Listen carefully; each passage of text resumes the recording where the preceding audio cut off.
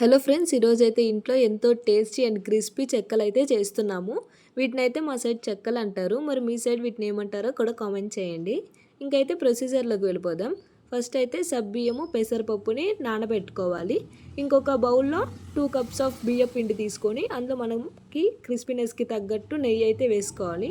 అంత ఎక్కువ నెయ్యి వేయటం వల్ల అంత క్రిస్పీగా అయితే వస్తాయి చెక్కలు. టేస్ట్ లెవెల్కి తగ్గట్టు ఉప్పు కారం వేసుకొని బాగా మిక్స్ చేసుకోవాలి. ఇందాక నానబెట్టుకున్న సబ్బియ్యం పెసరపప్పు ఉన్నాయి కదా, వాటిని కూడా ఇందులో వేసుకొని కొంచెం జీలకర్ర వేసుకొని మళ్ళీ ఒకసారి మిక్స్ అయితే చేసుకోవాలి. మనకి ఇంకొంచెం స్పైసీగా కావాలంటే ఇందులోనే పచ్చిమిర్చిని కూడా యాడ్ చేసుకోవచ్చు. ఇంకైతే నేనైతే ఒక మిక్సీ జార్లో పచ్చిమిర్చి కొంచెం ఫ్లేవర్ కోసం అల్లం అయితే తీసుకొని రెండింటిని బాగా మిక్సీ పట్టి తర్వాత ఆ పేస్ట్ అయితే ఆ పిండిలో వేసి ఒకసారి అయితే కలుపుకోవాలి. ఇందులో అయితే మనం అయితే డైరెక్ట్గా వాటర్ అనేది పోయకూడదు.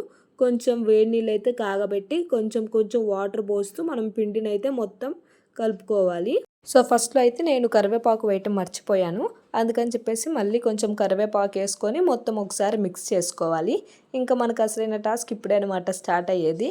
ఈ పిండిని ముద్దలు ముద్దలుగా చేయటమే చాలా కష్టమైన పని. ఇంకా అలా ఓపికతో ఇంకా వీటిని అయితే చిన్న చిన్న బాల్స్ లాగా అయితే చేసుకొని ఈ పిండిని అయితే మనం పూరీ ప్లేస్లో పెట్టి చేస్తే మనకైతే చెక్కలు అయితే రెడీ అవుతాయి.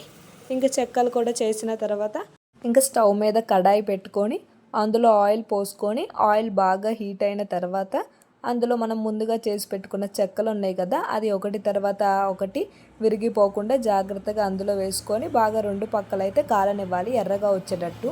ఇంకా మనకైతే ఎంతో టేస్టీ అయిన చెక్కలు అయితే రెడీ అయ్యాయి. మా ఇంట్లో అయితే చేసిన 3-4 డేస్కి చెక్కలు అయితే మొత్తం ఖాళీ అయిపోయాయి. దీన్ని మించిన పర్ఫెక్ట్ స్నాక్స్ ఏముంటాయి చెప్పండి. సో మీరు కూడా ఒకసారి ఇంట్లో ట్రై చేసి ఎలా వచ్చినాయో కామెంట్ చేయడం మాత్రం మర్చిపోకండి.